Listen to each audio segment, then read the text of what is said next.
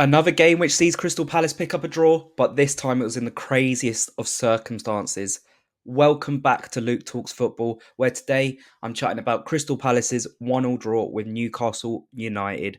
My God, what a stressful match that was. Going into the game, there were nerves for both sides, and I think Palace will be the ones who believe that they definitely should have won that game. I cannot believe some of the comments I was hearing from Eddie Howe after that game. We were completely all over them apart from a 15-minute spell in that second half.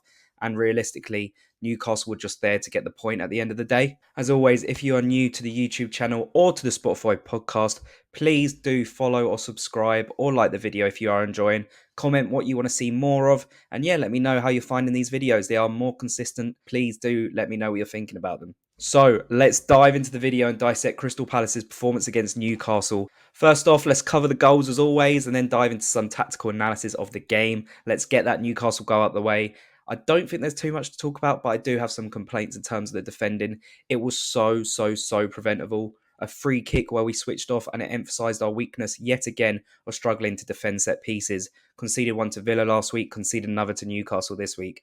This time it wasn't from the first ball, but instead we were easily outplayed by a simple 1-2 down the right wing with the ball getting crossed into the box and it rebounding off Mark Guehi. How typical is it that Mark Guehi got the own goal against Newcastle?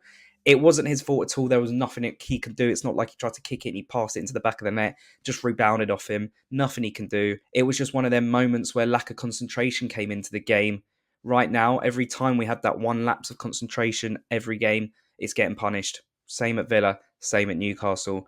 Really thought it was easy to prevent, but, it is what it is. We just need to know not to switch off in them moments. Anyways, let's go on to the Palace goal. It felt like the Eagles were never going to score on the weekend. Big saves from Nick Pope combined with our players missing huge chances. Again, story of the season. For now, though, let's talk about the brilliance of the goal. Mark Guehi practically took it upon himself to try and get the equaliser as we were approaching the last 10 minutes. Also, unrelated to the goal that we got, Gay's frustration was showing rightfully when that Darren England was giving Newcastle free kicks left, right, and centre towards the end of the game. Really random. But all this frustration he had, all the way he played in them last 15 minutes, it really gave me Wilfried Zaha vibes. You know, when Zaha would take it upon himself to do everything to try and get us either that equaliser or that winner. Watford at Selhurst Park, you remember them moments like that? I just felt a bit of a Gay Zaha vibe going on here. It was really good to see. It was amazing to see someone take the game, just take it by the horns, want to receive the ball constantly. That was so essential. And then try to come out on top or manage the equaliser in the game. His efforts were rewarded. Obviously, Mark Guehi's efforts were rewarded as he delivered an amazing cross. What a cross it was to Daniel Munoz. And the fullback, who was amazing all game, was able to head it home in the 95th minute. By the way, guys, how amazing was it just to celebrate a last-minute goal our way that actually meant something? Them limbs were chaos. It just felt like that pressure just went when Mark Guehi provided that assist to Munoz.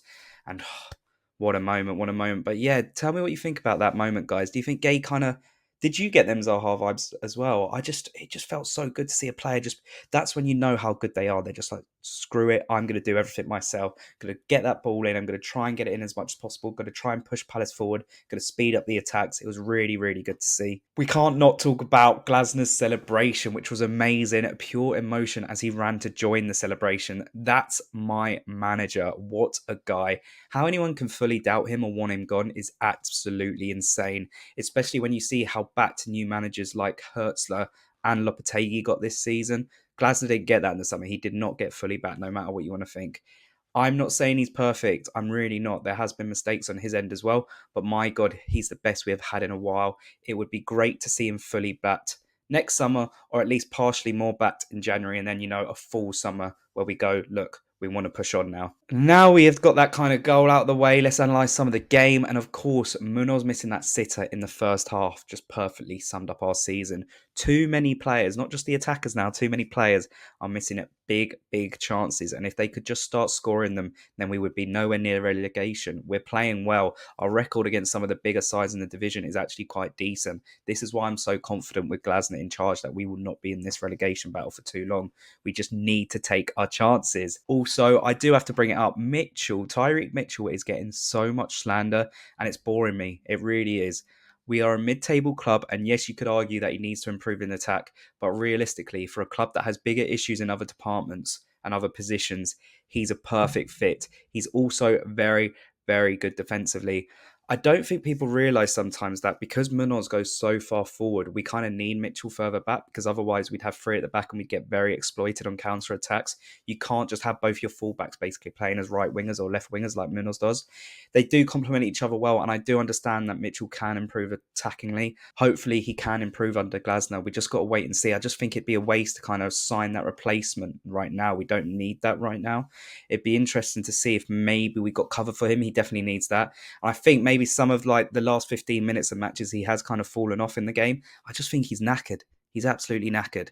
He needs that help. He needs more cover there. He needs some rest as well. But he's not the biggest issue or the worst player in our squad that I've been seeing on social media at all. What some may not realise as well is Mitchell has the third most expected assists in the squad and has created the joint most big chances for Crystal Palace this season with 5. He also has the second most tackles per game.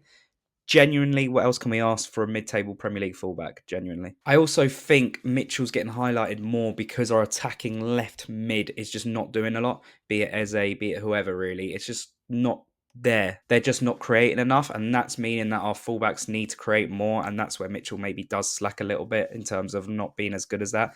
So hopefully we can get some of these attacking mids, creating more, and when we do that, it'll be fine. We won't need to rely on our left wing back to be doing that as much. Eze just came back from injury ahead of this match. He started the game. He played around 60 minutes. I think there's such added pressure on him from the Palace community because we know how good he can be. We know when he's at his best, he can be world class. We're just not seeing it enough this season. Look, he is somewhat struggling to get back to his best level, but I have no doubt that he will show his best ability soon. I'm also not stressing much about Nketiah yet. Can we please give Nketiah some time? He's played in his natural position up top once this season. Let's allow some players some time to settle first. I think it's kind of crazy this season now. Palace fans are really, really calling out our summer transfers, despite us only being 3 months into the season. Calling them the worst ever signing or failed signings when we're only in November feels a bit over the top. Yes, they haven't gone as planned, but hopefully they will do soon. Let's give them that time. Despite us dominating in terms of shots and opportunities, Newcastle literally only had one shot this game. It wasn't even the goal. They didn't have a single shot on target this whole game. They lacked creativity. They were sitting back, and our defence was really, really good at providing so much security for Dean Henderson. There was no way they were getting in that box much, If they had to do something, it was from further away from the goal, and that was really, really good to see. I do think Glasner messed up slightly with the substitutions. Personally, I would have taken Sarr off for Devaney instead of Eze, but I can see why he took off Eze with it being his first game back from an injury and with us playing Ipswich midweek. I also wouldn't have taken Hughes off. I think he was having a really good game. He was applying that pressure, is helping us move up the pitch. And then moving Devaney to centre mid when he did take off Hughes, I don't think that worked at all. I think that's when we saw Newcastle apply more pressure, get a lot more set pieces, and then that's when I got worried that we weren't going to get a goal. Luckily, we did. I also think Devaney's better in that attacking mid role at the moment. I think to put an academy prospect who's barely played in the Premier League in a two-man midfield is quite a lot to ask. Like, there's a lot going on, especially when a lot of the teams we play against have a three-man midfield. He can get overrun, which isn't like me complaining about him at all because he's an academy prospect. That's what you kind of expect.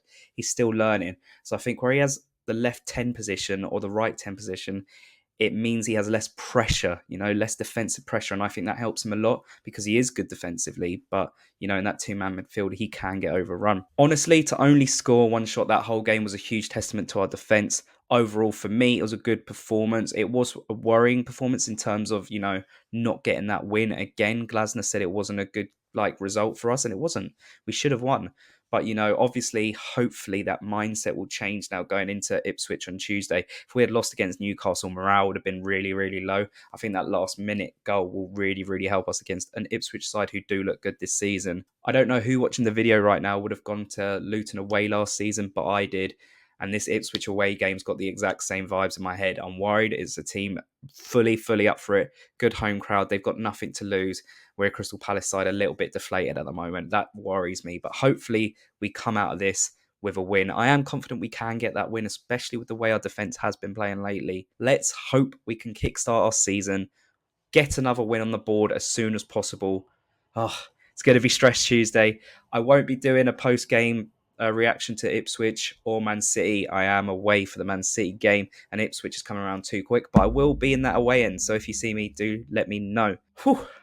Anyways, on to the biggest game of our season this week. Good result at Newcastle, could have got the win. The performances are starting to show. 1 loss in 6 matches is really good. We just need more wins because there's only been 1 win in that as well. Anyways, if you have enjoyed the video, or if you have enjoyed the podcast, please do either give me a good 5-star review, like, comment, and subscribe. I'll see you later. Up the Palace.